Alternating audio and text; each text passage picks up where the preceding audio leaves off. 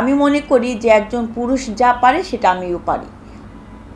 একজন পুরুষের যে সক্ষমতা আছে আমার তার থেকে এক চুল পরিমাণ কোনো সক্ষমতার ঘাটতি নাই।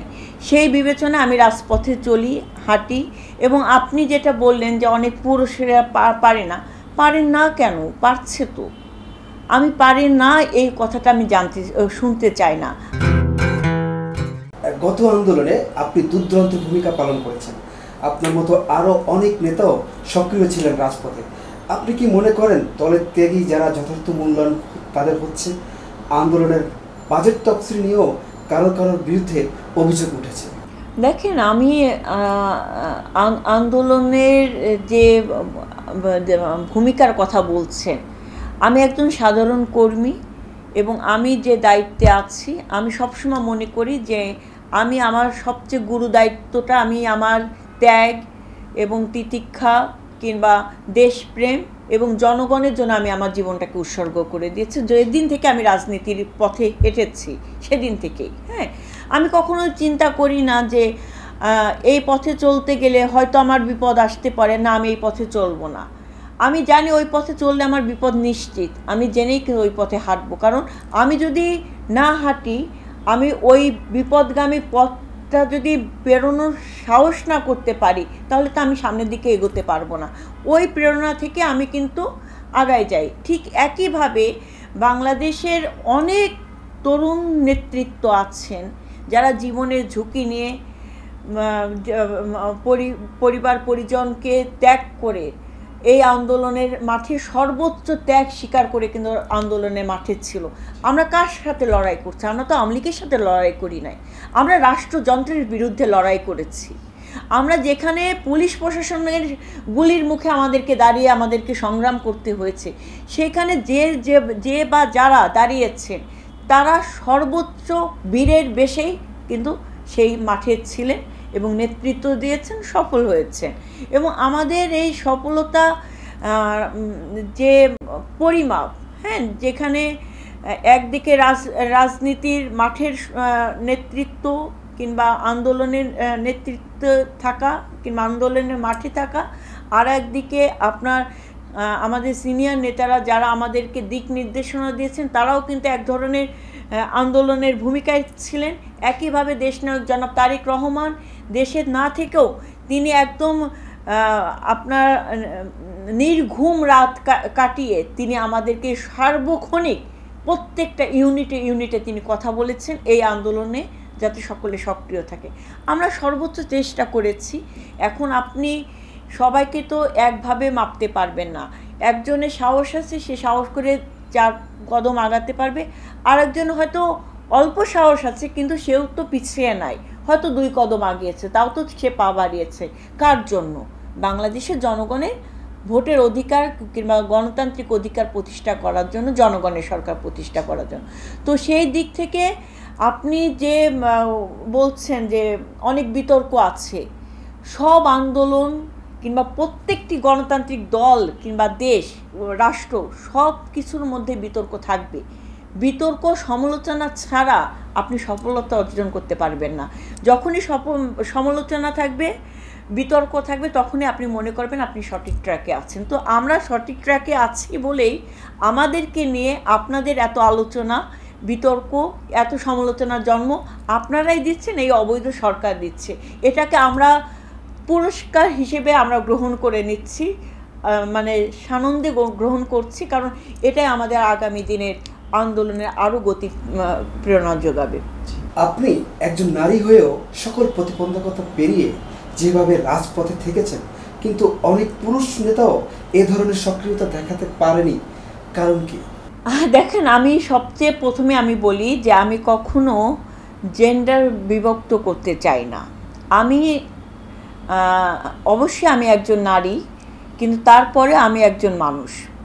আমি কিন্তু ওইভাবেই চিন্তা করি। আমি মনে করি যে একজন পুরুষ যা পারে সেটা আমিও পারি। একজন পুরুষের যে সক্ষমতা আছে আমার তার থেকে এক চুল পরিমাণ কোনো সক্ষমতার ঘাটতি নাই। সেই বিবেচনায় আমি রাজপথে চলি, হাঁটি।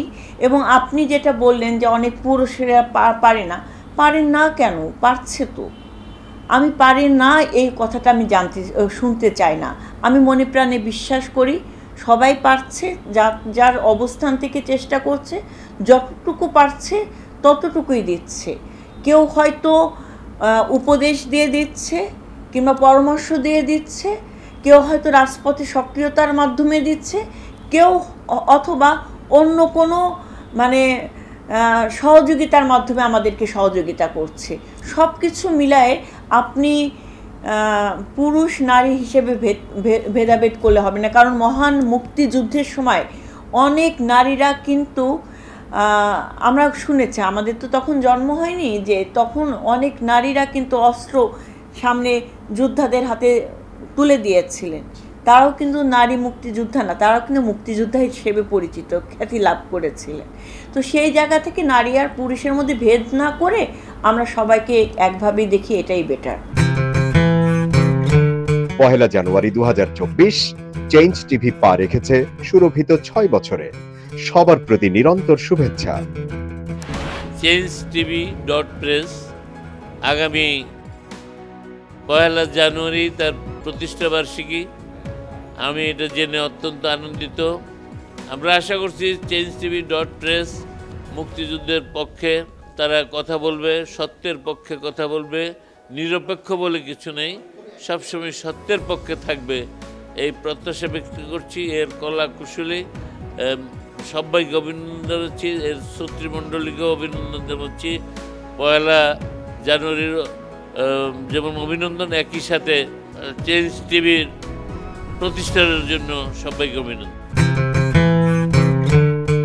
চেঞ্জ টিভি প্রতিষ্ঠা বার্ষিকীতে আমরা এদেরকে ধন্যবাদ জানাই, চেঞ্জ টিভিকে উত্তরোত্তর সাফল্য কামনা করি।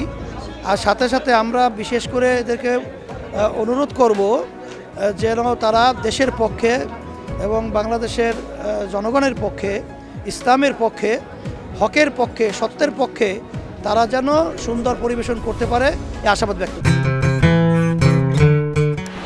আমি শুনে খুবই খুশি হয়েছি। চেঞ্জ টিভি প্রতিষ্ঠার পর থেকে এটি অত্যন্ত বস্তুনিষ্ঠ খবর পরিবেশন করছে। তাছাড়াও দেশের অর্থনীতি, রাজনীতি, বিভিন্ন বিষয় নিয়ে তারা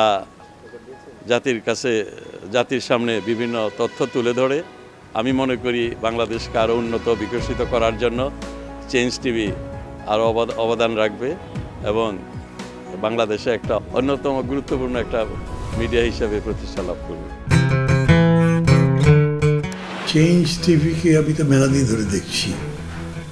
চেঞ্জ টিভি যতদূর সম্ভব বস্তুনিষ্ঠতার সাথে কাজ করছে এবং এই জন্য চেঞ্জ টিভির ভিউ আরও অনেক বেড়েছে, অনেক। আমি নিজে যে অনেকগুলো সভা করে এখানে ইন্টারভিউ করেছি, কোনো ক্ষেত্রে আমি দেখেছি মিলিয়নের মতো হয়েছে ভিউ, অন্য কোনো জায়গায় এত হয় নাই। আমি মনে করি চেঞ্জ টিভি ভালো কাজ করছে, প্রচণ্ড চাপ আছে, তার মধ্যেও চেঞ্জ টিভি যদি তাদের এই নিষ্ঠতা রাখতে পারে তাহলে এটা আরও ভালো করবে। আমি তাদের সাফল্য কামনা করি। এই চেঞ্জ টিভি মুক্তিযুদ্ধের ধারাবাহিকতায় তার ভূমিকা রাখবে, মুক্তিযুদ্ধের সপক্ষে তার ভূমিকা রাখবে এবং মুক্তিযুদ্ধের চেতনার আদর্শকে ধারণ করে লালন করে চেঞ্জ টিভি উত্তরোত্তর তার উন্নয়ন, তার সমৃদ্ধি আনবে। এটি হচ্ছে আমার বার্তা এবং আমার প্রত্যাশা। আগামী 1 জানুয়ারি জনপ্রিয় যে online television, online media change টিভির 5 বছর পূর্তি হবে। চেঞ্জ টিভির সাথে আমার অনেক দীর্ঘ এবং পুরনো সম্পর্ক, প্রায় বলতে পারেন ঘরের সম্পর্ক। আমি এই 5 বছর পূর্তি উপলক্ষে আমি চেঞ্জ টিভিকে আমার ব্যক্তিগত পক্ষ থেকে, বিপ্লবী ওয়ার্কার্স পার্টির পক্ষ থেকে আমি আন্তরিক শুভেচ্ছা এবং আমি অভিনন্দন জানাই।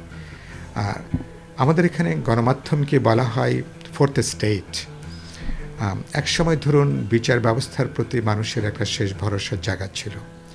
সেই বিচার ব্যবস্থা যখন এখন বিরোধী দলের দমনের একটা প্রতিষ্ঠানে পর্যবসিত হয়েছে, এখন জনগণের পক্ষে, বিরোধী দলের জন্য, জনগণের শোষিত নিপীড়িত অংশের জন্য গণমাধ্যমই হচ্ছে এখনো পর্যন্ত শেষ ভরসা। আমাদের এখানে ঐতিহাসিকভাবে গণমাধ্যম বরাবরই জনগণের গণতান্ত্রিক আকাঙ্ক্ষার পক্ষে ছিল, তার প্রত্যাশা আকুতিকে সে ধারণ করেছে।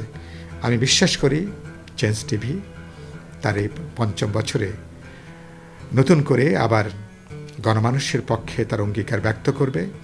গণমানুষের পরিবর্তনের যে আকাঙ্ক্ষা, অধিকার মুক্তির যে আকাঙ্ক্ষা, চেঞ্জ টিভি গণমানুষের এই আকাঙ্ক্ষাকে ধারণ করবে, সামনে এগিয়ে নেবে।